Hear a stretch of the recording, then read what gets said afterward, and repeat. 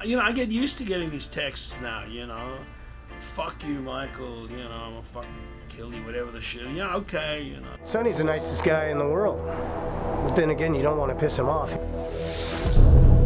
These guys call Sunny a nigger, and Sunny had him on the ground.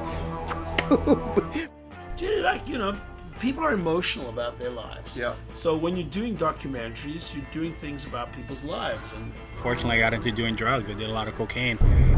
There was a lot of drugs and stuff. And it was like, okay, Sunny's washed up. He's done. And that was when he was like 17 or 18 or 19. And that was the first time Sunny was washed up. You started shooting this movie 9 years ago? Yeah, this is the boyhood of surfing. I think Matt Warshaw in the Encyclopedia of Surfing says Sunny's the most photographed, filmed surfer of all time. I just started following him around and seeing how he reacted to a Jewish guy with glasses walking around, following him with a camera.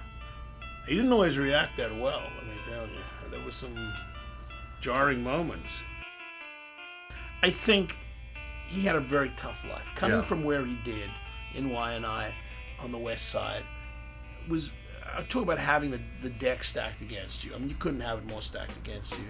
And that's why Brian Keolana says in the film, surfing is the easy part, survival is the hard part. And that's what Sunny's had to deal with his whole life, is the hard part. So all of these things make for a very fascinating subject matter. What Sunny Garcia represents is me looking at the commercial world of surfing. Yep. Because ironically, Sunny, although he comes from these hard scrabble and indigenous background, and this is to the credit of his intelligence, really makes it as a pro surfing and becomes one of the first real authentic contemporary pro surfers. He was one of the most winningest surfers during his career. I think up until 2002 or 3, he'd won as much prize money as Slater. Whatever money he got, he'd spend.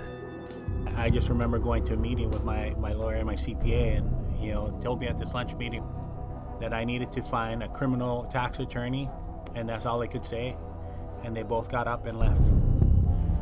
January 12th, 2007. In 2 days, I was going to be 37 years old. Not a really good day to be going to prison.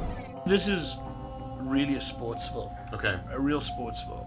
The thing that always amazes me about Sunny when I speak to him and spend time with him and when I listen to him articulate himself is that this is a guy, never mind, didn't go to college. Yeah. He didn't go to high school. Yeah. Right?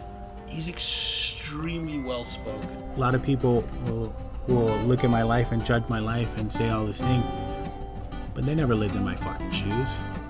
This is my life, I'm doing the best that I can. I mean, I have Andy talking a lot about Sunny and what Sunny taught him about competition.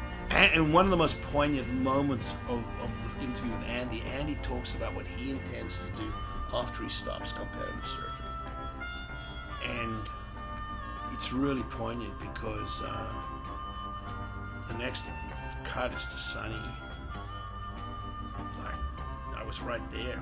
Maybe I was a few days after Sunny got the news that Andy had passed away. So it's just, I've got moments in this film that nobody can get again, because it's like the boyhood of surfing. Because I followed this guy in his actual life, I was able to get these kind of interstitial moments that were so dramatic. I did think, honestly, the movie was going to end in 2009 when Sunny showed up for the Pipeline Masters on time and won the Triple Crowns coming out of prison. Yeah. Everybody from Hawaii, everybody just wants this guy to win. Sure. Right? And then at the last moment, something self-destructive or self-negating happens. Now, that's not great for your career. But it's great for your film. Fantastic for a movie. I mean, that's so. That's the movie. And